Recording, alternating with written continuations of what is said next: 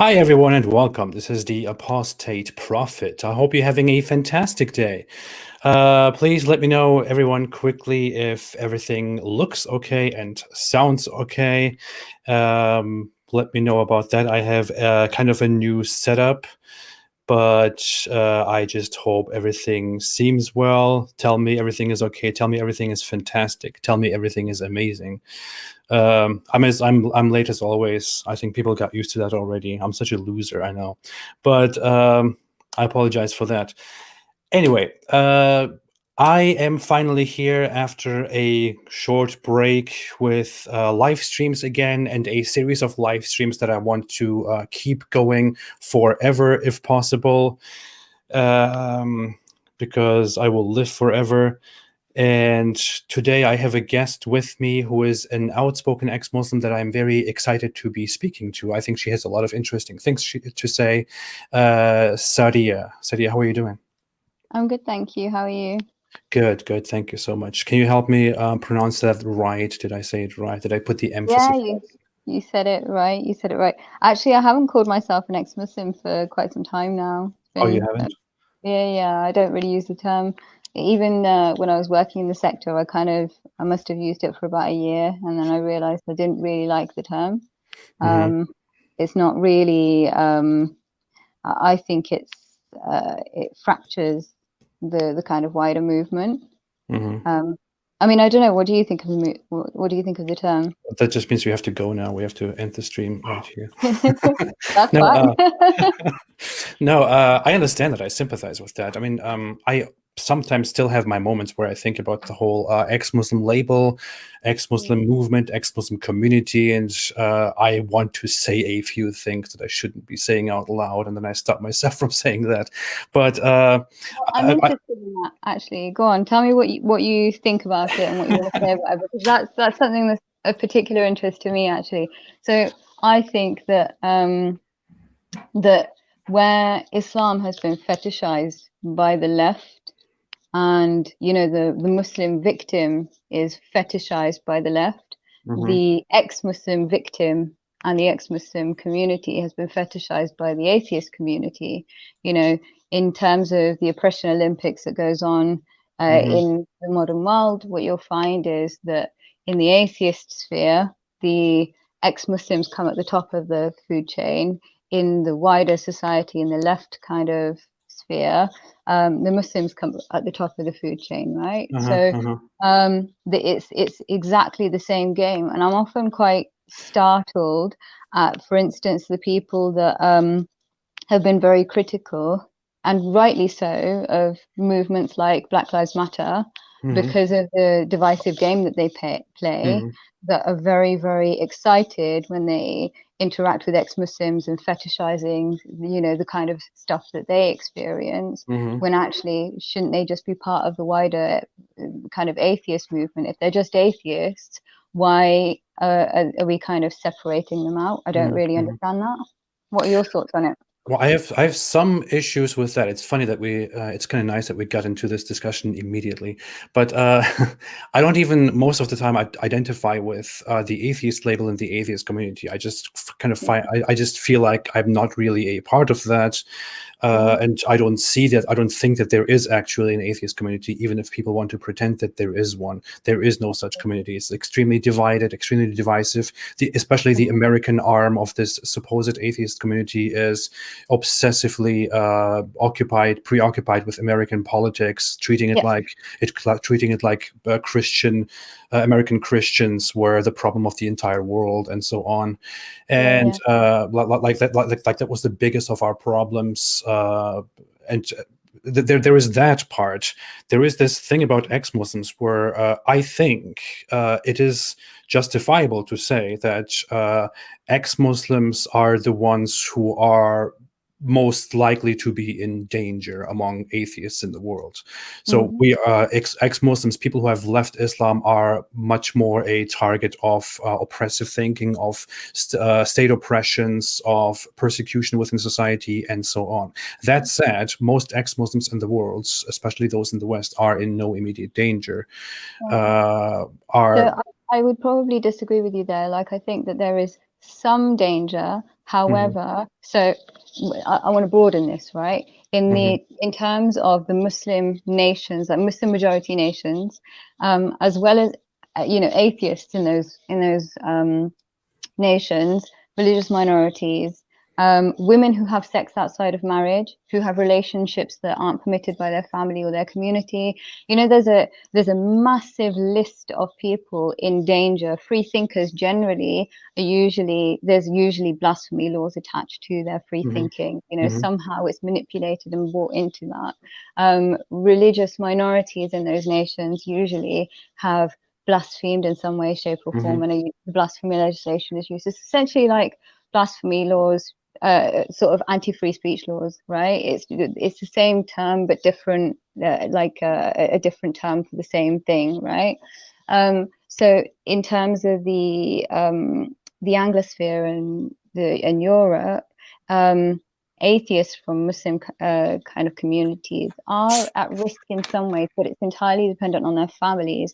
Now, the big component in the Anglosphere and Europe is how integrated the family is into the main, how much pressure there is from the wider community. Some of the atheists that I met from Muslim backgrounds, if their families aren't living with other kind of in densely populated areas, like Muslim densely populated areas, then actually they have a much easier ride. People their families aren't really that bothered. So it's such a complex discussion, but actually we're not having that. In the atheist sphere, I think things are made too simplistic, and sometimes also I get frustrated at you're right, the kind of atheist sphere their politics are very Americanized, and actually Britain and America are two very different, they're worlds apart actually. I don't often feel comfortable talking about America because the only thing we share is a language, and barely, right? There's loads of differences in the language as well. So the British Christianity and American Christianity are worlds apart. The atheist movements in the two nations are worlds apart, although they have kind of started borrowing from each other and behaving similarly. And also there tends to be a bit of a reality denial as well. The Muslim fundamentalists are much more powerful in Britain than they are in the US, and there's quite a denial about that at times as well. I think sometimes when you hear of discussions about religious fundamentalism in the atheist world, it's very focused on they talk about it in terms of like a globalist way, that as if religion manifests exactly the same way in every single part of the world, and has the same issues, does the same evils, denies all the goods that it does, and some of it is quite good as well. There's several issues within that sphere. Like you, I don't really. The general problem of the atheist community. I think that is the largest, most obvious problem of the atheist community. Yeah. I tend not to think of myself as part of that community anymore, because in all honesty, that's the least interesting thing about me. If somebody said to me, I want to talk to you about, the fact that you're female, it's the least interesting thing, right? I think we've moved away from that, or at least I would have hoped that. But in this kind of very, very identity intoxicated world where everything is focused on identity, people try and pull you back towards that. They want to talk to you about being brown, talk to you about being female, talk to you about being Muslim or ex-Muslim or whatever. And actually, I think they're not really that interesting. There's some broader issues that are really, really important, right? Like free speech issues within Muslim majority countries, but then you have some of those in very, very oppressive regimes as well. You've just got to I think things are made too simplistic within that sphere, within the atheist sphere. I think the fact that you're feminine, I think that the fact that you're female is more interesting than the fact that you're an atheist. Yeah. Nowadays, let me approach it this way. I think, to be very honest, and I know I get this hate and dismissal of the same people whenever I speak this out, but I think that, and you might disagree with me on that too, everybody might disagree with me, and uh, the only religion that actually causes a major problem in the world, the only religion that is actually problematic in today's world is Islam. There is no, other religions don't have a major problem that we can talk about. Other religions have problems attached to them, but they have problems attached to them as far as everything else has a problem attached to it. And as far as, you know, we can talk about problems within everything else. When we talk about, you know, political conservatism or liberalism or, you know, socialism, social democrats ideas, and whatever it is, we can analyze those ideas while just discussing their good sides and their bad sides. And just like that, Christianity, for example, has its bad sides and has its good sides. You can talk about the good sides, acknowledging the good sides, while also talking about the bad sides and acknowledging them. There is absolutely no reason, especially in today's time, to go out and vilify Christianity and try to put it on the same level as Islam, for example. The only religion in the world that is a major threat to people's lives in parts of the world, especially where Islam dominates, where it is a huge threat, which is why ex-Muslims in the Islamic world look up to us and you know, thank us for speaking out in their name. The only religion that is actually a major threat is Islam, and people who try to put Christianity and Islam on an equal level, and people who think we are too hard on Islam or we single out Islam unjustly, are just being very short-sighted in that matter. Yeah, I completely agree. And this is another thing that kind of started bugging me within the atheist sphere, actually, this absolute dishonesty when we're talking about, you know, the harms of religion. They tend to intentionally use that term religion, right? To distance themselves from Islam, because they're so terrified that they're going to get accused of being anti-Muslim. The thing is, right, that accusation's going to come. You just deal with it, right? I don't know. Can I swear? Do you swear on here? I prefer not to here, but you can. Oh, that's fine. That's fine. Look, the dishonesty really is unpalatable, right? Like, for instance, there's a lot of like the Christian fundamentalists in America hold a lot of power, but when was the last time they strapped a bomb to themselves, right?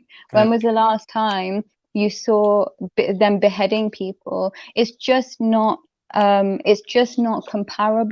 Yes, there are issues within other faiths and ideas. Some of them you've completely moved away from it. Like in Britain, this is where the distinction between the US and Britain matters, because the American Christian fundamentalists are actually a lot stronger out there than they are in Britain. They still don't strap bombs to themselves. They still don't behead people. They still don't go after people if their religion has been offended. That's crucial too. Yes, they might have their nutty side, but that proportionately their nutty side is much, much softer still. Even with the kind of extreme stuff, it's much, much softer than the absolute nut jobs in Islam, right? So that's one thing. The other thing is, in terms of British Christianity, it has completely lost its teeth. There is no bite to it at all, right? Now in Britain, when you have somebody who is a Christian fundamentalist who does have some overly zealous ideas, people usually just laugh it off. You know, it's that easy. You can actually have a debate with them. You are completely safe. They're not going to harm you. That interaction might lead to a bit of shouting. I've never personally experienced this, I will say, right? I've never experienced this with any Christian in Britain. Never in my entire life. It might get hostile in terms of the interaction verbally, but that's as far as it's going to go. Whereas within the Islamic context, there's been so many instances of people being physically assaulted. There's parts of this country that I cannot go to. I would never dream of going to Speaker's Corner in this country. That's supposed to be a free speech arena, like a public square type style place, right? I would never dream of going there. Never. There's parts of this country that I would never ever step foot in, because it is dangerous to go there. Absolutely. Right?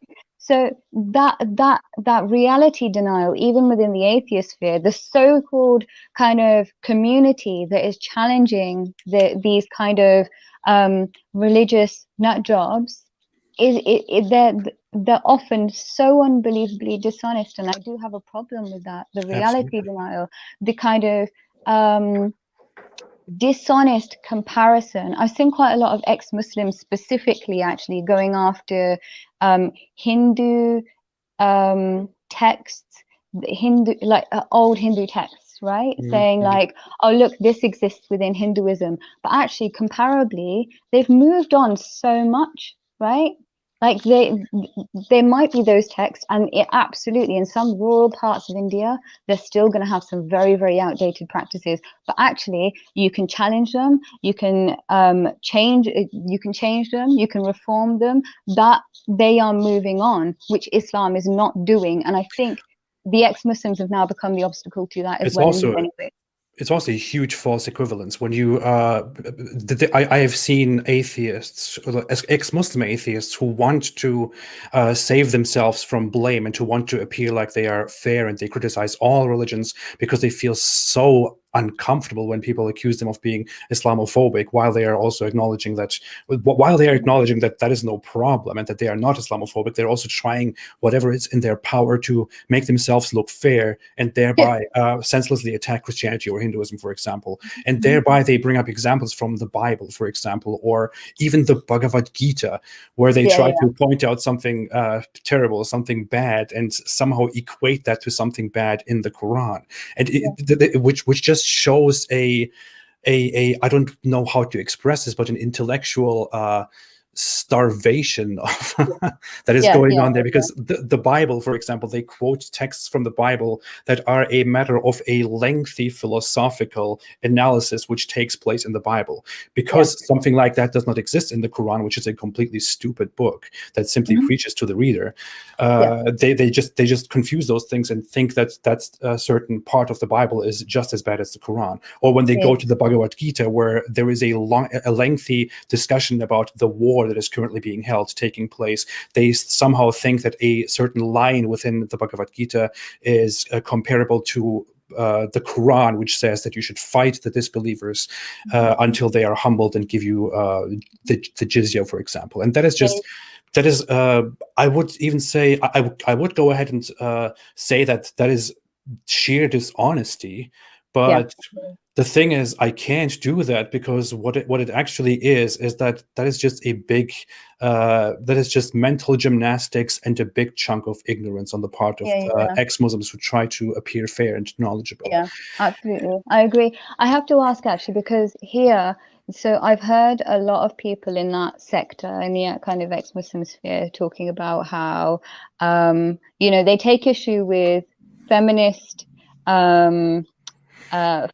Muslims, right? Now, I think that there's two categories within that kind of identity group, as it were, right? There's the feminist Muslims that deny reality. And actually, for me personally, a few years ago, when I was a bit more of an aggressive atheist, which I'm not really anymore, and like I said, I don't really use the atheist label even anymore, because it's not really interesting. When I was more of an aggressive atheist, I felt like you had to go at the throat of these women, right? And actually now, when I think about it, I think for somebody to have that kind of cognitive dissonance, there's probably something going on there, and that's not really my business. For me, it would be like walking into like, it's probably quite a rude thing to say actually, but arguing with somebody who was probably a little bit unstable. So I don't think that's really any of my business. If that's how they want to live, that's fine, right? And then there's the other Muslim feminists who I have a bit more respect for, who can say, look, there's a lot of issues within Islam. I know it doesn't like women, but I'm a Muslim and I want to be a feminist, right? Provided they're honest, I have a lot more respect for them. But I think how are we seeing within that kind of sphere we're seeing the same sort of thing happen in the ex-Muslim sphere, right? It's broken into two categories, and the one category of all religions are exactly the same is much larger than the kind of the other bracket, where there's ex-Muslims saying that actually Islam is the worst, and being honest about it and taking the kind of hit on the chin, because there is a big hit that comes with it, right? You are going to get accused of being Islamophobic, and you just have to take that on the chin. You either have to criticize Islam, be honest that it is the biggest threat to us, and it is. It's so organized, right? It's so organized now. So there's something happening in Britain at the moment. I received an email at the beginning of the first lockdown. That it was from a Muslim group talking about how they wanted to kind of campaign to legalize minor forms of FGM because circumcision is allowed, right? And I spoke to somebody else like later on that month, and they said that was going to happen. And then I started connecting. Just to clarify, FGM is female genital mutilation, the mutilation of the genitals of women. Yeah. So there's kind of quite a lot happen. What I mean is there's such power behind the kind of Muslim campaigning groups that this kind of mental gymnastics that you see happening within this ex-Muslim world specifically is making it harder, right? To start kind of deflecting from Islam so that you can make yourself look like you're not some kind of bigot, then you're making it harder for us to deal with the actual issues within the kind of Muslim community that have arisen. You know, stuff that I've fought against my whole life, coming back, for crying out loud. And you will always get the accusations. It doesn't really matter how you conduct yourself. It doesn't matter how much you try to make yourself a fair person or a hero. You will always get those accusations. The only useful thing here is to be simply honest and open about your thoughts. And when you are honest and open about your thoughts, like you and me, for example, you will probably also get the same bashing from people who are supposed to be on our side, that we were hateful or bigoted or whatever. I see it all the time. I see it on even on like some ex-Muslim platforms where I am being called too hateful, too emotional, too antagonistic, whatever. And it comes from people who I think are they're just being cowards, because they're milking the activism that others are openly and honestly doing out here, while they are completely diminishing the suffering and the danger of ex-Muslims and of minorities in the Islamic world and around the world, and completely missing to see the picture. I mean, just think about this. We talked about the comparison of America and the UK, right? And America is probably among Western nations exceptionally religious, exceptionally conservative, exceptionally Christian. And even then, it is not even remotely as religious as the least religious Muslim country. And when you now look at Europe, at the average Western European country, a seriously religious Christian who doesn't even have any dangerous or terrible ideas and any aggressive ideas, an average religious Christian will be a laughing stock in the public. People will just look at that person weird and be like, oh, look at that. Or some people will even find a reason to be aggressive and to be hostile toward that person just because that person is religious and that person has some outdated ideas. Whereas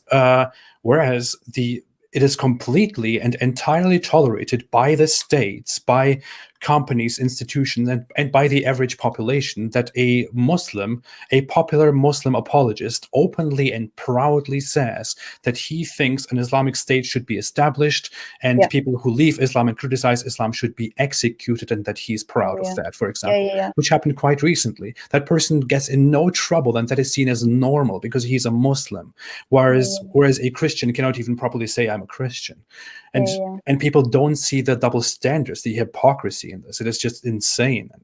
But that's what starts creating anger then, right? Then people start feeling quite resentful, and then it creates legitimate kind of frustrations and sometimes even actual bigotry, right? So you have to be mindful of that. I think the other thing also is that in terms of Britain, I think Christianity does more good than harm here.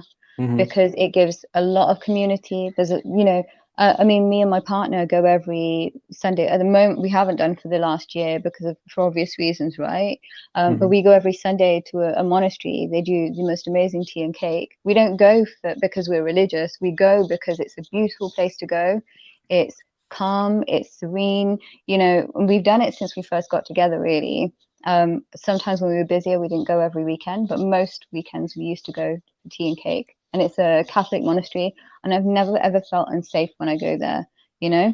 The other thing also, though, is I wouldn't be able to go to a masjid. I would never be able to go to a mosque. Never, right? And the conditions attached to going to a mosque of cleaning myself as if I'm impure, I find that quite offensive. I don't want to have to take my shoes off. Maybe that, I mean, like that's just a thing, I guess that's a personal preference, right? I guess like I wouldn't go out somewhere and take my shoes off generally. But I don't want to cover my hair because of the religious connotations there. And I guess that is where my stubbornness comes in, really, because if I was going to somebody's house and somebody asked me to take my shoes off, I probably would. I wouldn't cover my hair at their house, though, right? So there's that. The other thing also, though, is that the issue of manners, I think. Now, I think that you can criticize, question, and be outright offensive about an idea quite easily, right? But manners matter. And I think that this notion of respect has been muddied by those that want to limit freedom of speech, right? Because if you watch some of the kind of old controversial debates on the BBC, they had those challenging discussions quite easily, quite openly. Some of those, often you could see one side or other, or sometimes both sides, felt quite offended by the discussion itself. But they had manners whilst they had that discussion, right? And I think that is missing now. I don't know. I can't say this is probably. I can't say that this is just the atheist sphere, because I've seen it in lots of kind of arenas. You know, at one point I would have said that it's the atheist sphere and the left, and probably because I was a bit, you know, angry about the kind of the interactions that I'd seen, and I thought my side is going to be a little bit better. Not that I'm on the right, but I kind of think that they had a bit more manners. But I actually think that I don't see it at all anymore. I don't see well-mannered, reasoned discussions. I don't see people thinking about what they say before they say it. And I think that sometimes people vent their emotions online, and and I don't think it's healthy either. Sorry. I think what I'm doing is just, I mean, I've recognized that problem. It's when I was when I just became an atheist, I didn't do anything online. After a while, I discovered that there is this big atheist community going on, and that there are very few people, some people who also criticize Islam, but not in a proper way. That pushed me to become one of those people who actually do something, who actually criticize Islam. But what I see right now is just that the whole idea of atheist community and ex-Muslim community and all that is just a giant mistake in and of itself. It is a mistake to expect ex-Muslims to be a community. Ex-Muslims cannot be a community. It is a mistake to expect that atheists can be a community. They cannot be a community. You can't be a community based on the fact that you have something in your past, or based on the fact that you don't have something, or don't believe in something, or don't hold on to something anymore. Because people in that community will go into all kinds of different directions, while some people in that community will try to get rid of that diversity and try to make everyone think the same. It will never work. Those communities are bound to be completely different, and such communities can't exist. If you want to form such communities and you want to stabilize such communities, they will be communities that engage in groupthink and act exactly like the religions which they are against. That's why I simply prefer not to be in any of these communities and just to be independent. I've given up on that quite a while ago. By the way, that's exactly what's happened. What I witnessed actually was that quite a lot of people leave faith and then create another deity for themselves. You know, one of the famous atheists will become their new god, and they will say everything and do everything that they say. You know, I remember when the Brexit debate was going on here, and because of my position, somebody said, "Oh, well, Hitchens was completely the opposite direction," and I thought, and I challenged them on it, and I was like, so what? So I'm supposed to form my opinion based on what Hitchens says, or what AC Grayling says, or what Dawkins says? Absolutely not. I'm supposed to think for myself. I look at the evidence and I form a decision. If I'm wrong, then I'll let the evidence lead me, right? I think that the most dangerous thing that has ended up happening is that some of the bigger names in the atheist community have become like deities in their own right for the atheists. They couldn't handle thinking for themselves because it is scary.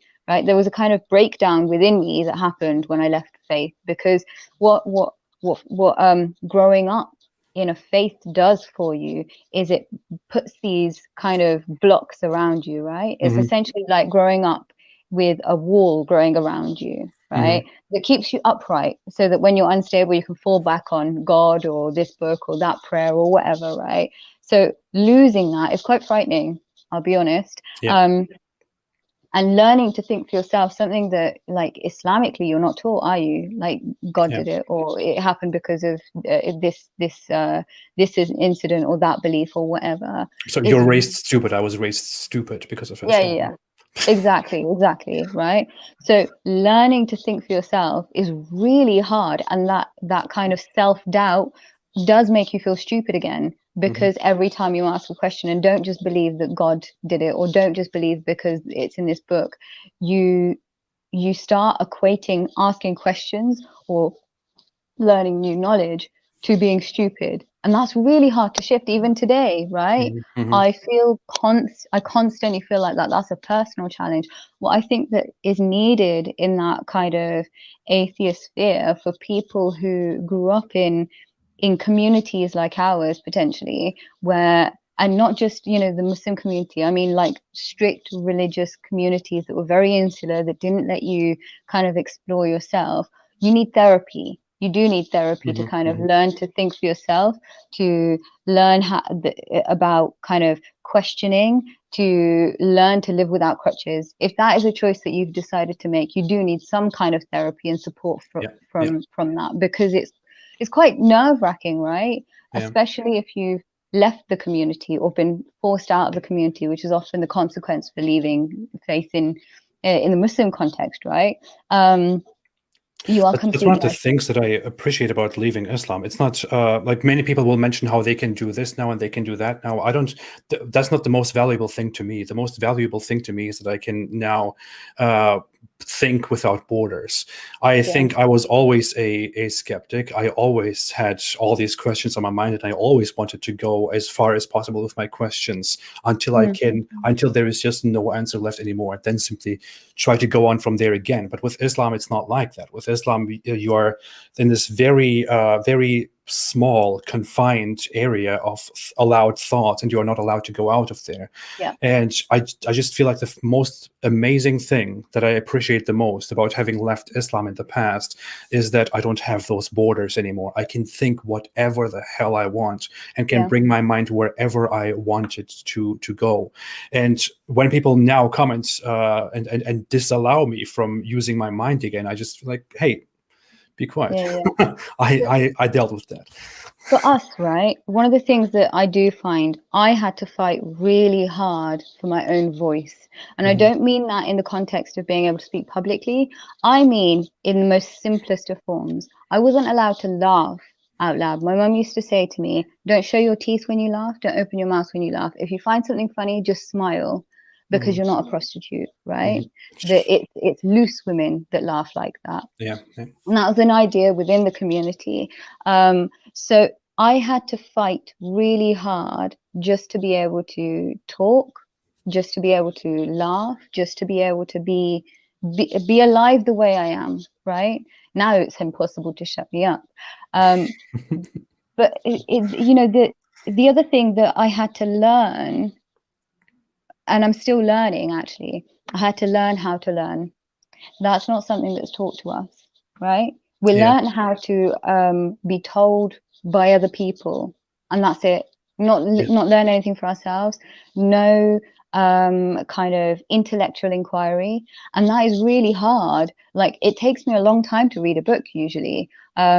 Like, it tends to take me, I have to read things several times to be able to understand them, because it wasn't something that was taught to me. And sometimes that's my biggest grievance, actually, and that I was never ever given the time to learn, right? We were reading the same book over and over again, never really taught what it meant, and nobody taught us how to learn. And that is something that was taken away from, like, every single young Muslim child, that was having the religion forced down their throat. And I think that is the worst thing within that. Especially community. if you grew up in a religious environment and in a religious family, what learning basically means. There is no learning. You are simply supposed to live a certain way and just function a specific way. There is only one way to function it. Everyone is supposed to abide by that. If you go outside of that, you are immediately being warned how you are acting inappropriately, even when it's even when it's very insignificant, small, stupid things. And when you have questions about what is this, why is this, how did that happen, you are only redirected to this book or the imam or some people from all those centuries who are regarded as accepted scholars. You don't actually learn to go into a source, to make up your own mind, to inquire, to weigh pros and cons and right and wrong and all that. And You look, simply, the ex-Muslim sphere is an anti-cult cult, right? Essentially, what they're teaching you is exactly that they behave exactly the same as the faith group that they left. They're the mirror image of the community that they left, right? It's very, very dogmatic. It is, all religions are bad. These mantras kind of come out of it. Islam's stupid, kind of attacking the believers, even the ones that are sitting on the fence and trying to figure their own way out through life, just like these people that have left the faith have done, right? And they kind of they have their own groupthink, and it's a very comfortable place to go into, right? And actually, you're not going to get the support that you need there either. A lot of the time, what they're doing is looking for those traumatic stories to pop on a platform to generate income from, right? It's not about supporting them through the stuff that they've been through. I mean, I've heard some horrific stories of what young people have been through, right, within the kind of oppressive Muslim communities that they've come from, that they've left. But they're not getting therapy, they're not getting support, they're not getting emotional support. I try to do part of that, but that's not what that community is about. That community is about grievance archaeology and airing grievances, and that's it. Not finding solutions to them, not providing support for them. I can't really blame them. I mean, it is. It sounds very harsh to criticize them, to criticize the ex-Muslim community, and often I, think about these problems that you are mentioning too. The issue is that when we think about Muslims, when I openly and honestly think about the Muslim community, you and I both know we are talking about a vast number of people who are vastly not very well educated, not very much, as you have just mentioned and explained, not taught to learn and to think for themselves, and they're simply made to think in only one way, to be antagonistic, to be hostile, to doubt everyone else outside of the circle, and so on, to have this intense feeling of tribalism and groupthink.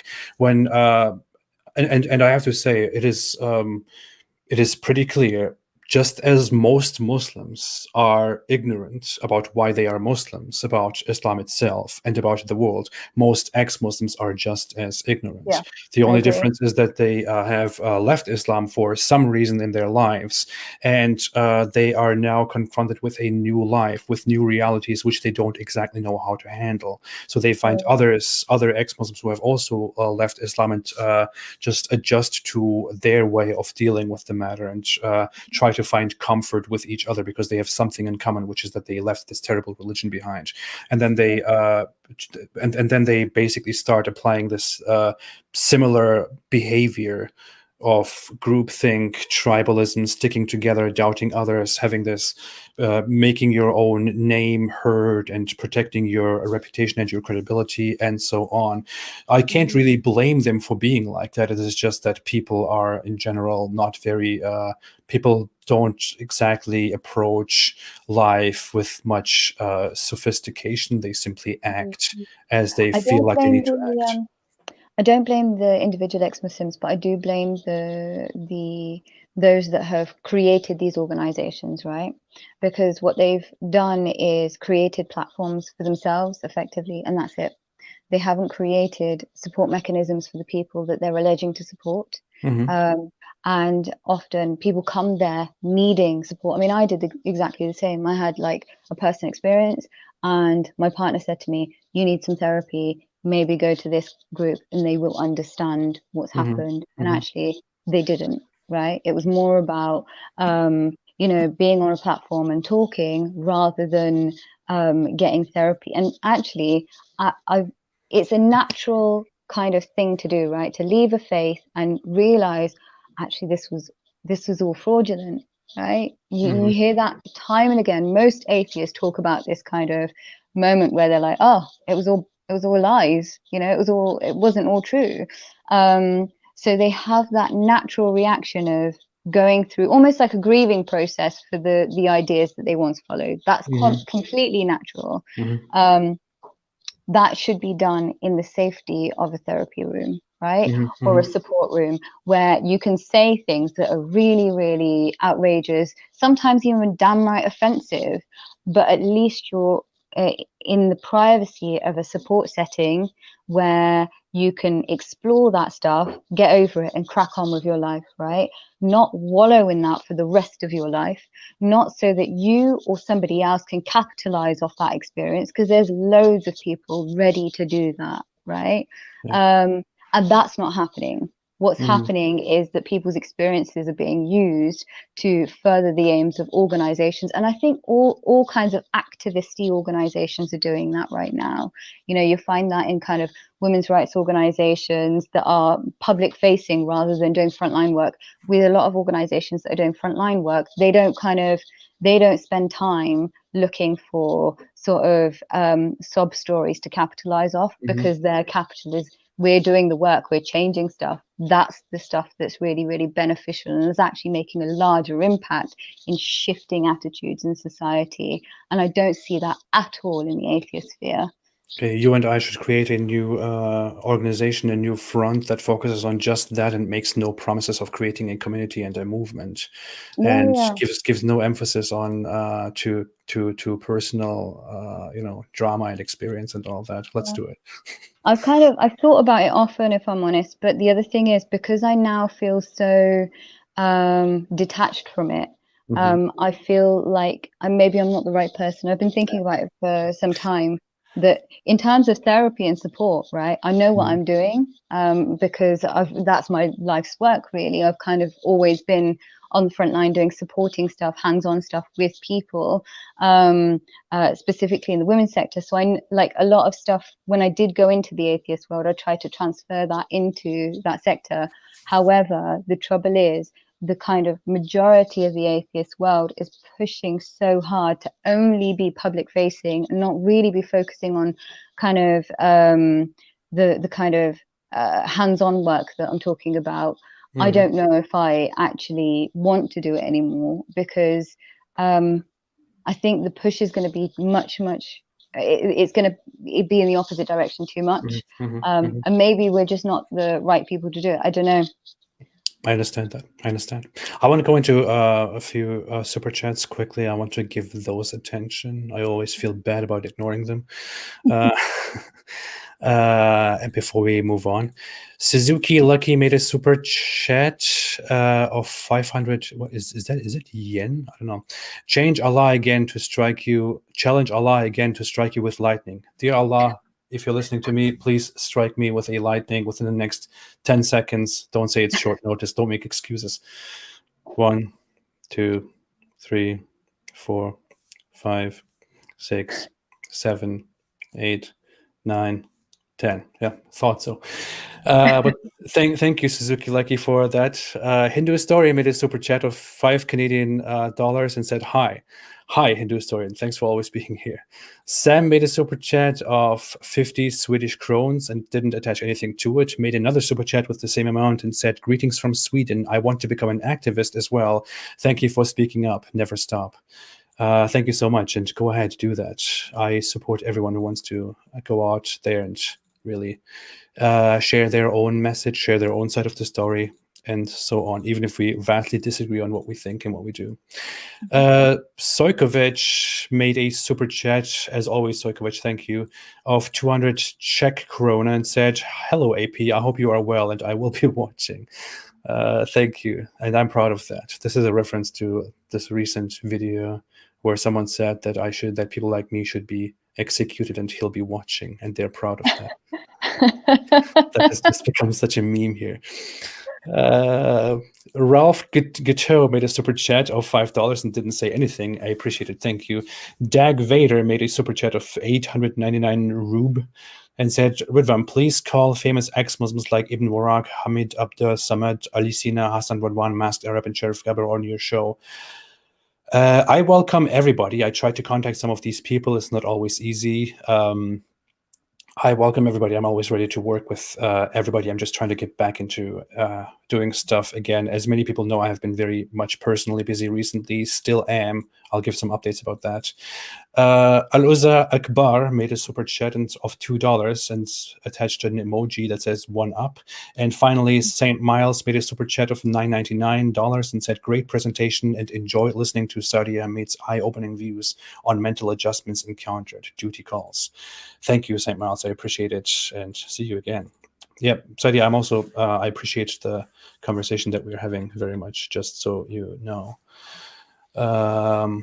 And I want to go on with just that. So,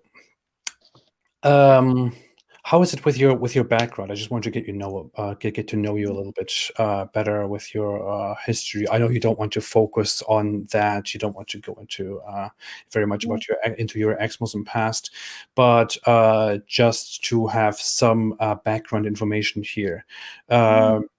So you are technically an ex-Muslim. You grew up in a Muslim family. You stopped believing at some point. Moved on from that, your life changed. How did all of that happen? It was really quite simple, actually. So I was born and raised in England, in Oxford. I don't live in Oxford anymore. So at 15, I realized that I was quite bored by religion. I didn't like the idea, not that I did, by the way. I didn't like the idea of praying 5 times a day, and I didn't like the idea of reading the same book over and over again. You've got to understand, for a young person, reading the same book over and over again, not knowing its meaning, is incredibly boring. We used to pray on beads as well. Like doing that monotonously over and over and over again is incredibly boring. At least if you're reading a book where, a novel or a story, or kind of like a non-fiction book, you are engrossed in something, you're getting something from it. So yeah, I was bored. That was it, really. When I first left faith, I didn't know what I was leaving. I was bored as hell. And because I was 15 and grew up here, I knew that I just wanted to live life the way my, non-Muslim counterparts did. And back then, by the way, when I was 15, we didn't have Muslim, non-Muslim. In the house was the only place that conversation occurred. Community, the kind of, the country didn't talk about faith as much as it did about race. So there were brown people, black people, white people, right? That was the discussion. We didn't talk about Muslims, Christians, Jews, etc., etc., etc.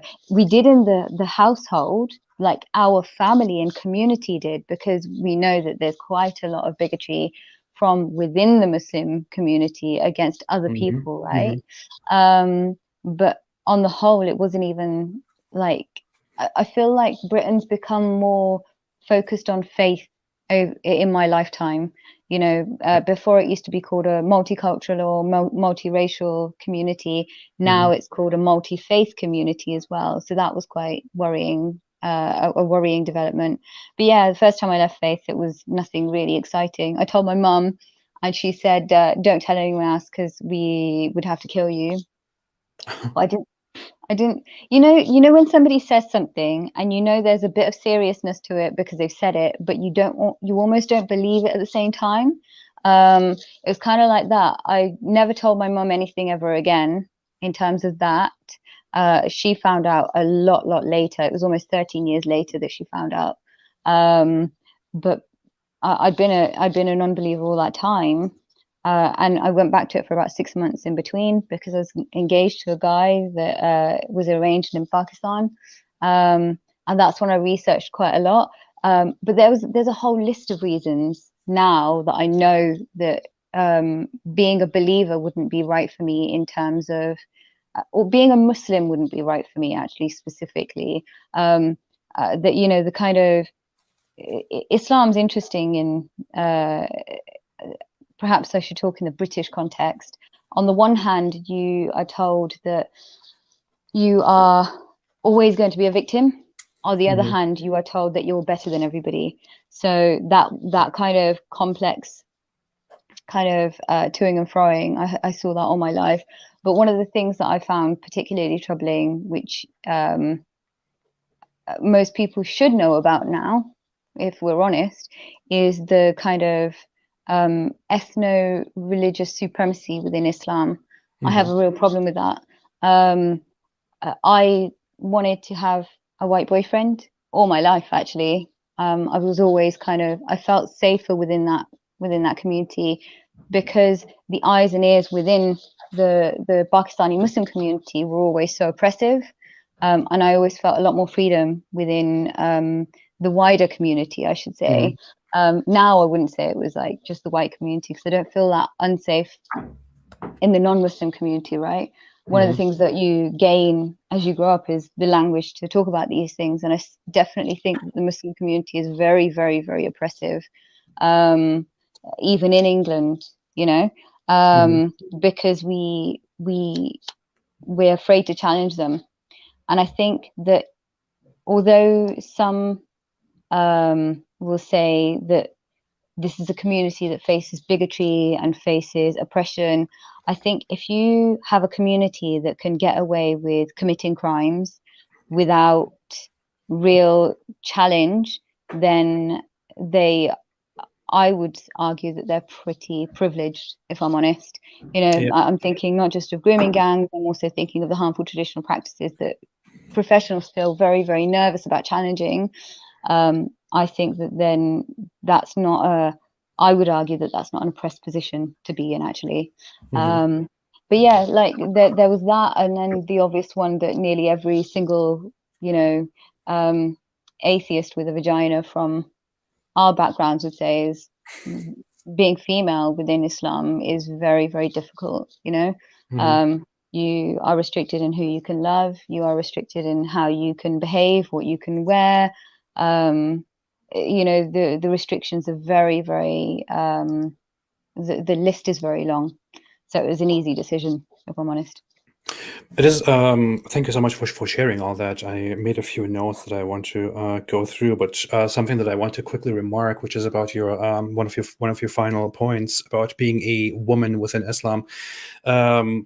Sometimes I have these conversations with my wife, and we were talking about, because I mentioned something to her about virgins in heaven and about wives in general. And there is this notion in Islam that the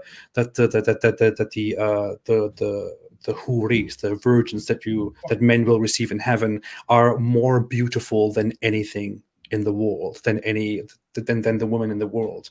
And I was thinking, how does a woman really feel learning Yeah. about this stuff? How does a woman really feel knowing about this stuff? And my wife was asking me, like, how Muslim women feel about the fact, do they just handle this? Do they just try to suppress this? How do they handle the fact that they are just these women at the side, or one of many women, one of possibly 4 women, and then one of many, maybe 2 or dozens of women in paradise who all just belong to the man? How is this? How does a woman really handle this within the Islamic community and society? Do you want to comment on that?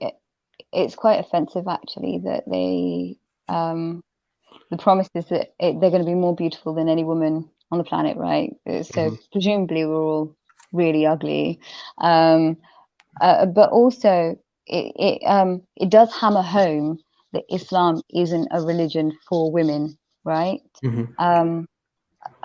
Because if you think about it, it's the men get women in Jannat, in heaven. They are given multiple women. There's no promise for women at all. Nothing. No, hunks for us. Not here, not there. So it just hammers home that this is a faith for the men, not for the women. I mean, it's no promise for us. Maybe we'll get some grapes too, though.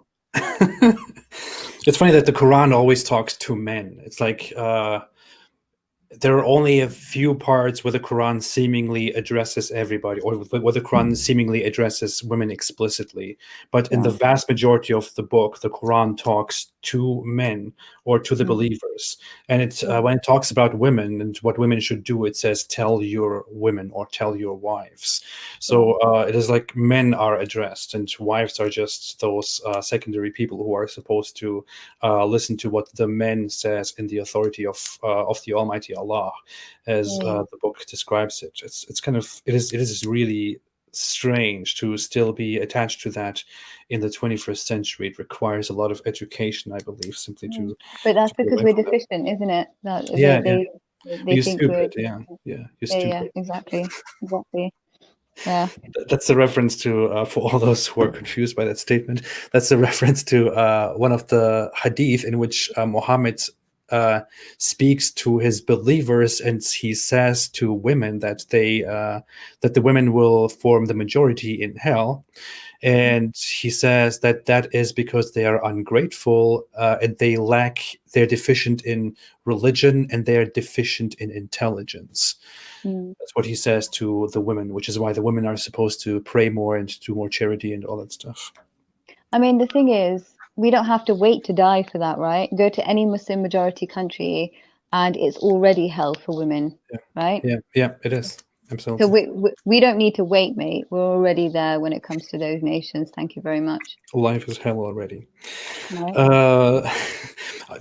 One thing that you said was funny. It's about I find it funny how you just described it as bored of religion when you were young, and it is kind of interesting. It is something that Muslims often don't want to think about, although everybody knows it, that Islam is simply so exhausting and boring, and reading the Quran is such an unpleasant experience that most Muslims don't enjoy, don't like, don't want to do. And what they end up doing as a result is to blame that on the devil or on their inner desires and whatever it is. But everybody knows that reading the Quran is just such a boring, such a terrible thing to do. And I had a time where I was so much into, where I was addicted to reading, and I was addicted to reading books and articles and this and that, and I was going through everything. And when I became increasingly religious, I remember enjoying reading so many books and articles and this and that. And then I decided to sit down and read the Quran through from beginning to end. And I was so much in love with Islam, and I was so much in love with my faith, that it was hard for me to admit what was going on as I was sitting there trying to read the Quran. But I really didn't want to read it. And I wanted to read it, but it was just so hard for me to sit there and get through that book. Although I enjoyed day and night reading books from old Islamic scholars, whose books are much more interesting than the Quran itself. So the Muslims who learn much about Islam should probably ask themselves, why are the books that Islamic scholars write much more interesting than the ultimate book by which Allah is supposed to have revealed, the Quran itself? Why is the Quran so unappealing, so tiring, so repetitive, exhausting, stupid, unimpressive? And this is the thing also that we've got to be honest about, right?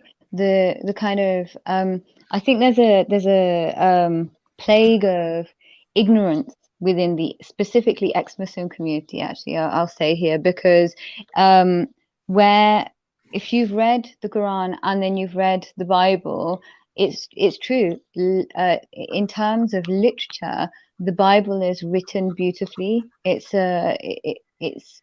much nicer to read in comparison to the Quran, which is gobbledygook.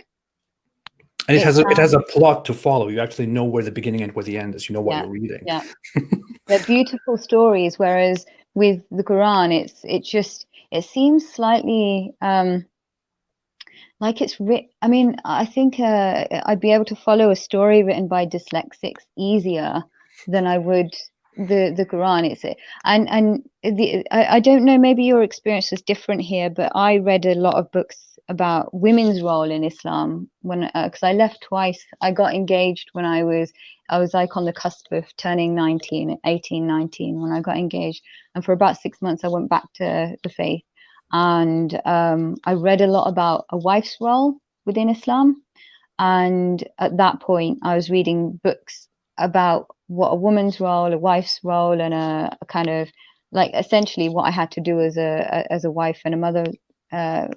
I think you might have frozen. No, I'm here. Still there? I'm here. Oh, you're still there. Okay. I'm just very calm right now. That's why. Okay. Yeah. So all of the books were actually very repetitive. So I was reading the same content in nearly every book. It wasn't that interesting. Mm-hmm. Well, I was just going to say something. Oh yeah. It's just a stupid idea. But when I think about the Quran, about how it jumps from topic to topic and how it doesn't have a proper beginning and an end, and how it just doesn't flow, I feel like I compare it to ADHD. I personally have ADHD, which sometimes gets extremely problematic. And I feel like the Quran was written by some guy whose brain is as hyperactive as mine is in my worst times. It is constantly jumping from topic to topic. Like when I'm in a moment where I just feel like my mind cannot calm down, I'm constantly jumping from topic to topic. I'm thinking about the street, thinking about food, thinking about my past and this and that, all within just a few seconds. And the Quran feels like it's doing exactly that. It's talking about how to about your house, then about the door, then suddenly about the Jews, then suddenly about Moses, then about food. It is so weird. Right? That's the best description I've ever heard. Yeah, it is. It is. Yeah, it is the perfect description. Actually, ADHD does describe it perfectly. Yeah. Maybe they did have. Maybe the writer did have ADHD. Or there's, for example, a random part in the Quran. It talks about how the Jews did this and that and that, and they were disobedient. And the next line is, when you go into your houses, make sure you don't enter them from the back door. Like, what the hell? How did we get to that? How did we get here? It was Yeah, exactly. How do you follow that conversation, right? This is what I mean. Like the Bible is a much nicer kind of in terms of literature, it's much nicer in comparison to the Quran. The Quran is a hot mess. I don't know how anybody, like, for me it was even harder because we didn't learn the meaning. We were taught, so I get frustrated about this actually. We were taught the kind of letters and the words, so like I can read it, I can't understand it, I have no idea what I was reading. So for the first 15 years of my life I was reading a book and I didn't know what any words meant at all. So it was even harder to kind of, hold my focus. And when we were kids, we didn't have English translations. Young people now, English translations are readily available, in book form on the internet. They're handing them out on the streets, the dawa guys. That wasn't even a thing when we were children. excuse me, so it was much, much harder to kind of hold my focus. And then when I did read it in English, it made sense, like that I couldn't hold my focus even reading in Arabic, but I couldn't even, it couldn't even hold my focus in English because it was just such a poorly written book. The best thing that it has to it is just that you can sing it, and that's not really special. You can sing everything. You can, I don't know, Yeah. you can sing a Domino's pizza box, and Yeah, exactly. yeah, you Exactly. can make that sound beautiful. That says nothing about the content of the book itself. Like when we evaluate books, when we talk about books nowadays, for example, when we talk about books that were written over the centuries, we evaluate books. We evaluate a text based on several different factors. One of them is whether whether the book is consistent and it flows, whether you can follow it through, whether it's, you know, it makes you flip the pages constantly, whether it has clearly defined and separated topics, it's not all over the place. And the Quran doesn't have any of that. It doesn't have clarity. It doesn't have an index that it abides by. It doesn't have consistency. Nothing is there. It's strange, and that just makes you really think: is this really the perfect book that the almighty and perfect all-knowing creator of the world had wants everybody to have? And this is his eternal speech, which existed before he even created humanity. Are you kidding me? Please. Yeah, I mean, if that's the best they have to offer, then that's a very, very low starting point, isn't it? Yeah. I mean, I have to say, there was only one Islamic principle that I really, really liked, which I think I'll probably carry with me for the rest of my life. You know, there was one thing that I remember of, that no one should ever sleep hungry, because if one person on your street goes to sleep hungry, then God won't have, you know, no one's prayers will be answered. I mean, take the God part out of it and the prayer part out of it. I do like the idea that we should be feeding our neighbors and looking after our kind of the kind of welfare of our neighbors. But that was probably the only positive thing from Islam that I will probably carry with me for the rest of my life, just because I liked it as a principle. But other than that, I found it a very, very aggressive, intrusive idea, a set of ideas and principles and laws. It was, you know, to not give young girls, women, the right to laugh, even the one tiny, you know, bit of joy that you could have, to have that taken away from you, even in your own home. Yeah. You know, I had to practice that in my own home. That's how controlling and domineering it is. In my world, the domestic abuse world, that would only ever be categorized as abuse. And to not be able to, for people not to honestly be able to say, this is a very, very abusive set of ideas. I look down on the people that don't do that, because they can do that when it comes to other contexts, but not when it comes to Islam. I appreciate that very much. I have to cut that one part out at the beginning, because you said something positive about Islam, and on this channel we're not allowed to speak positively about Islam. No, just kidding. In the light, in the context of what you said, I found this one idea always very strange. There is this idea that that women are not supposed to join a funeral because women are too emotional and they could lose themselves and cry and stuff like that, which is why women should not be at a funeral. And I mean, even when I was religious, I kind of thought, how would I really think about this if I was a woman? It's well, kind I can tell you weird. what I think about it. I think that they should fuck themselves. Sorry, I know you don't like swearing on this It's channel, okay. but It's okay. when my brother took his own life, now 6 years ago, well, 5.5 years ago actually, I'm sorry. and that was the hardest thing that I've ever experienced, because he was my one and only confidant in my entire life. And honestly, I've never really recovered from that, and I don't think I ever will. Everything about his funeral was hard, but they tried to prevent us women from going to the cemetery where they were going to bury him, and I wasn't going to leave my brother alone that day. the other thing was they forcefully made him. They had an Islamic funeral for him when he was an atheist, and that's not the only story of, that's not the only instance I've heard of that. I've heard of other people who have had similar things happen in their families. And also they were very, very rude to his friends who just turned up wearing what they would wear at any other funeral, but had their legs showing, wore a skirt. So it was, I mean, I can tell you, I think it's the most hideous thing that anybody could do to somebody, that final send off. It's the hardest thing you'll ever do anyway, but to be denied that, whether it's a brother, a parent, a lover or whatever, I think it's so unbelievably unkind, cruel even, actually. And I don't think that it can ever be justified, really. It seems intentionally unkind. I understand completely. I'm very sorry for your loss. Sorry to hear that. Yeah.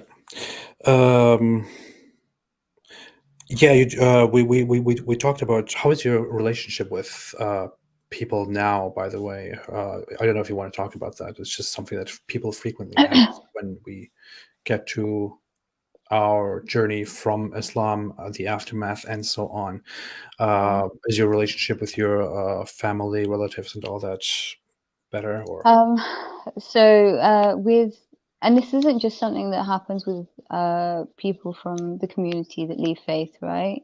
This is something that happens with young girls that fall in love with somebody that they're not permitted to fall in love with, or choose to live how they wish to live, like too westernized or whatever. There's multiple instances where this kind of thing can happen, but in the community, in that community, love and family comes with conditions attached. Yeah. Now, I should say that in a normal family, there are conditions, right? But they are usually conditions of, like, for instance, my relationship with my partner, Jack, there's conditions attached to that. The conditions are that I take care of myself, that I don't harm myself, that I do whatever I can to keep myself well, not just for myself, but for us as a unit, because your own well-being impacts your partner. And that is a healthy kind of relationship. Those conditions are healthy. He doesn't like me smoking because he doesn't want me to die, which I think is very sweet. Within the Muslim context, the conditions are often you live how we want you to live, you do what we want you to do, you behave how we want you to behave. You can't make any of your own decisions. You can't show us up in any way. And if you do any of these things, then there's several outcomes. You will lose us. You might be disowned. You might be harmed. You might be forced into marriage. All of these things could potentially happen, right? Yeah. So with me, like, I don't live at home anymore. And it's been a really long, hard journey. But eventually, I had to cut my parents off completely. Mostly my mum to start off with, but it put my dad in a difficult position as well. So yeah, the relationship doesn't really exist. I'm lucky though that my brother is very, very sweet. I have a brother who has his own family, and we have a really good relationship. But with my parents, that relationship doesn't really exist. And the extended community, I mean, they were there as a Klingon to my parents, and that relationship hasn't existed for over half of my life. But I have no upset about that at all. Yeah. I think the harder one is your parents, because most people need that that safety cushion, right? Things happen in life, and everybody needs that kind of safety net, right? And that hasn't been there for now a bigger chunk of my life rather than a smaller chunk of my life. But I've been very lucky. My partner is my safety net, and the conditions attached to my relationship with Jack are healthy conditions, right? My own well-being, and my own betterment for the sake of myself and for him, rather than toxic conditions that are harmful. I think that part of that was something that I had to learn as well. Like, I kind of thought that leaving an incredibly controlling and oppressive community meant that I mustn't let anybody else have any say in my life. Yeah. And that was very infantile, because relationships are conditional, right? But you have to learn the difference between healthy conditions and unhealthy conditions. Yeah. You know, Jack saying to me, I don't want you to smoke because I care about you, is him genuinely saying that because he cares about me. My parents saying to me that you can't live how you want to live because you want to control every element of your life. They're unhealthy conditions, and identifying the difference is something that you do as you grow older, right? Yeah, I mean, it is entirely normal for humans, for all of us, to have these individual conditions in relationships. Even in the closest relationships, we have expectations from each other, conditions attached that are that do not only concern the other person's own safety or well-being, conditions that also we want certain things from each other, which is why we are together, which is why we have certain relationships. This is it's entirely normal to exist. But I always mention how in the Muslim community, among Muslims, it is just there is just an intense form of collectivism that dominates the Muslim community, and Muslims think of themselves as one nation, as one large community, the ummah, or the nation. The teaching is that disbelievers are a nation and Muslims are one nation that needs to stick together, needs to abide by certain rules, by certain policies, by expectations. And if you go outside of them, then it is not just the problem is not just that you have betrayed your mother or your father, certain expectations, or that you did something that is not good for you.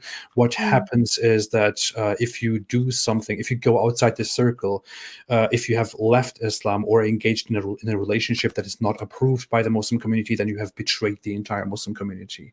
You have So the betrayed capital yourself. in those communities is your reputation, right? Yeah. And it's not about increasing your reputation in those communities. It's about ensuring that you decrease the reputation of others. So everybody is everybody is engaging in the same task of putting down the children, the wives, the daughters, the sons of other people, because that way they can elevate their status. That is a very unhealthy way to be living and functioning in everyday life. But because that's where their capital is, I mean, they're in this constant losing battle. Even anthropologists that have studied this, that usually are very, very, they're very kind of culturally relativist anthropologists. I mean, I'm generalizing massively, so which probably I should probably be burnt at the stake for, to be honest. But there is a tendency, I guess, to observe and not get involved and such.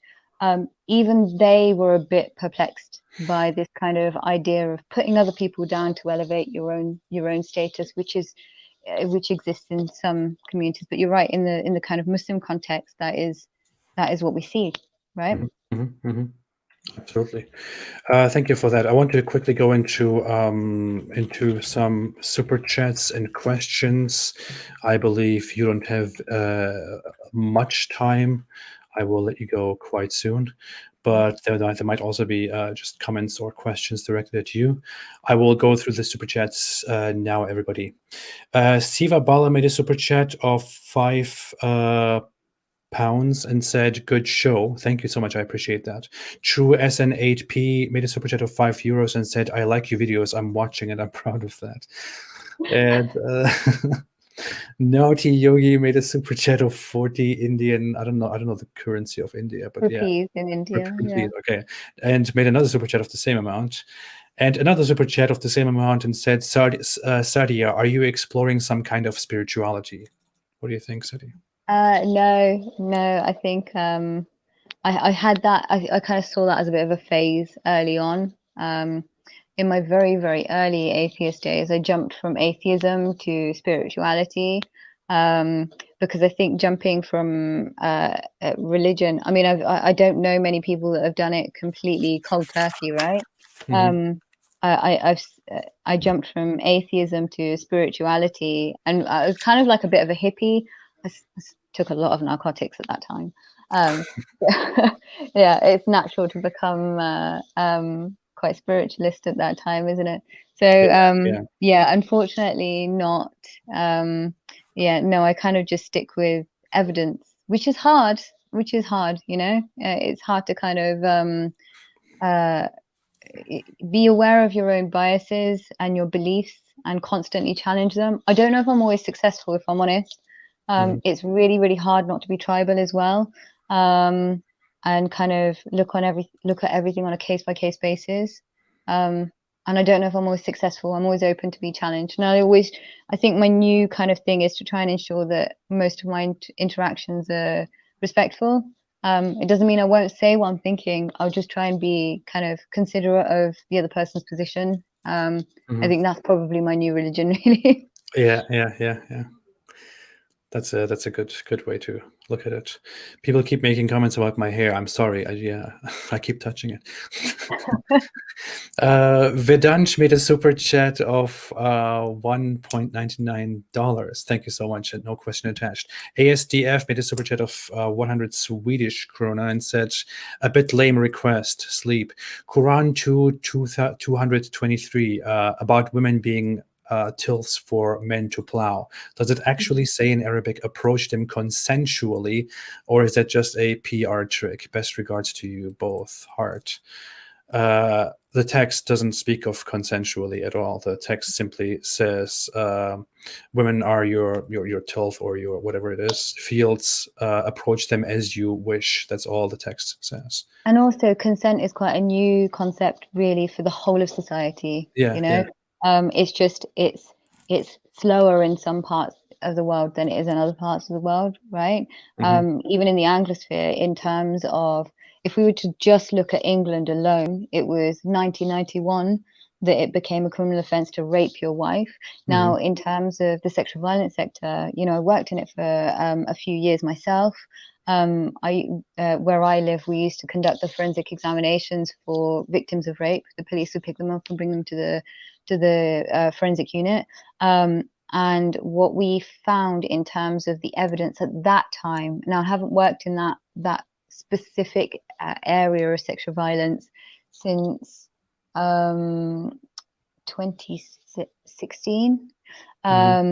Now, at that time, the evidence was suggesting that the closer you were in relationship with the perpetrator of your assault, you were less likely to get a successful prosecution. Whether that's changed or not, I couldn't say. I wouldn't like to say, because I haven't looked at the evidence, if I'm honest. But if you were to be raped by a stranger, you are more likely to get a successful conviction, provided all the evidence was there. Rape is one of those the most complicated offences to deal with, because even if rape had occurred and if the perpetrator says that it was consensual and it was rough sex, it could just be reduced down to he said, she said in court, even with a full body of evidence. Is one of the most complicated crimes to work on, and it has improved a lot in Britain in terms of how we treat victims, collection of forensic evidence. It's just a horrible crime to have to kind of deal with, really. But in terms of consent itself, it is a very, very new concept, even for the Anglosphere and Europe. And we know that Islam is the slowest kid in the class. So maybe in about 500 years' time, they'll start talking about consent, let alone, getting there. No, Islam will be over in 500 years. So sorry, I have to disappoint you, but Here's a question to me. Madrid 1019 said, Apostate Prophet, have you ever thought about converting to Christianity? P.S. I love your videos. Thank you. Thank you so much. I appreciate it. I have considered converting to Christianity. I did, really. And there was especially a time in a not too distant past where I was going through a lot with anxiety and all of that. And I really thought to myself, I wish I was part of something that I believed to be true, which gives me some comfort, which makes me feel like I can rely on a greater force. And I really wanted to do that. And I also I have always had an admiration for Christianity and Christian culture since growing up in Germany. But yeah, I have simply come to the conclusion that I can't believe in it. I've explained why I can't believe in God in a recent video. I haven't talked particularly about Christianity, Christian beliefs and doctrine and scripture. I don't know if I ever really want to do that, but yeah, I have, and I have concluded not to. I feel much more comfortable with my free thinking. I think there's something there though. In all honesty, I think that because I like the idea of Quakerism, right? Quakers have always been on the right side of history. I don't, like you, I couldn't ever believe in God ever again. But I think that I don't think you necessarily have to believe in God to be part of the Christian community anymore. I think you can go for the community and the community alone, and they are very, very accepting. There will be members there that will be perhaps overly zealous and kind of overly, you have to prescribe to these ideas to be a member of the club kind of thing. There'll be a lot of people who would just like to see new people and like to interact with new people. And actually, that's something that's very, very unique in terms of Christianity in particularly England. I'm always very hesitant to kind of talk about other countries because if I'm honest, I know I don't know. I think I'd be dishonest in saying that I know what it's like. It might be different, it might not be, but I do know in terms of England, like I said, me and Jack go to this Catholic monastery. Nobody has ever said to us, you have to be Catholic to be there. They don't even ask, whereas in the mosque you would be asked. And there is a hostility towards you if you are not religious, particularly if you look like you should be a Muslim, but you're not behaving like a Muslim. There's a kind of a specific kind of threat there. But I don't think you need to be Christian to be part of the Christian community. I mean, I already am part of the Christian community without even being part of any certain Christian community. That's the funny thing, and simply by living in a certain place, by having marriage and relatives, associated people, and all that, I already technically am part of that. And nobody has ever in all these years asked me what I believe in or told me that I should believe in Christianity. No one has ever even talked to me about God. And that's hard to imagine in the Muslim community. If somebody came in with a different name, that would be like one of the major things that is on everyone's mind and that everyone will soon ask before it's too late. So yeah. That's interesting, isn't it? This is an interesting thing to know. Again, I think there would be a dishonesty within the atheist kind of world that they behave exactly the same way, that there's going to be a proselytizing. Honestly, I've never been proselytized to in the monastery that we go to, any Christian organization. Most churches are open for you to have a look around. If they're not, they close them just because they close them for the week and then they open them on Sundays or whatever. But there is not that pressure to adopt or conform within Christian institutions in Britain.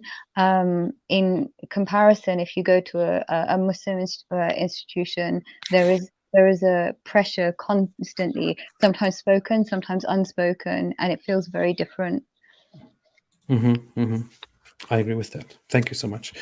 Final super chats. Justin Bieber. It's good to have Justin Bieber here in the super chat. Made a super chat of £5 and said, "Everyone, Happy New Year from Turkey." Thank you, and greetings to Turkey. Happy New Year. I am enemy of state in Turkey. I can't enter it anymore. I'm sorry. Amar Prakash Pandey made a super chat of 100 Indian rupees. And another one and said, love your videos, man. Keep spreading the truth. Thank you so much. I appreciate it. And finally, BMW635CSI made a super chat of, thank you for letting me read that, of New Zealand $10 and said, great work, AP. Greetings and blessings to you both and your loved ones from New Zealand. Stay safe, both of you. Thank you so much. Thank you so much. I appreciate it very much. Very nice concluding super chat here. I believe I have to let you go, Sadia. Yeah. Is that yeah, true? sorry. I'm so sorry I have to go. Yeah. Thank you so much for having me on. It was so lovely. Thank you so much for joining me. I really enjoyed this conversation. I hope I can talk to you again in the future. Everyone also has their greetings. The live stream was full of praises and thanks to you. And yeah, we all appreciate having you here. Thank you so much. Thank you. Everybody, I will be back quite soon. I will give some updates. I might even be back later today. I'm not sure about that. But some great, huge projects are coming. And I will be with you then. Sadia, do you have anything final to say? No, thank you so much. I started a new YouTube channel called Four Freedoms. So anybody interested, please do subscribe as well. It's quite new. It's a bit clunky. I don't quite know what I'm doing, so you'll have to bear with me. But yeah, if anybody's interested, please do subscribe to that too.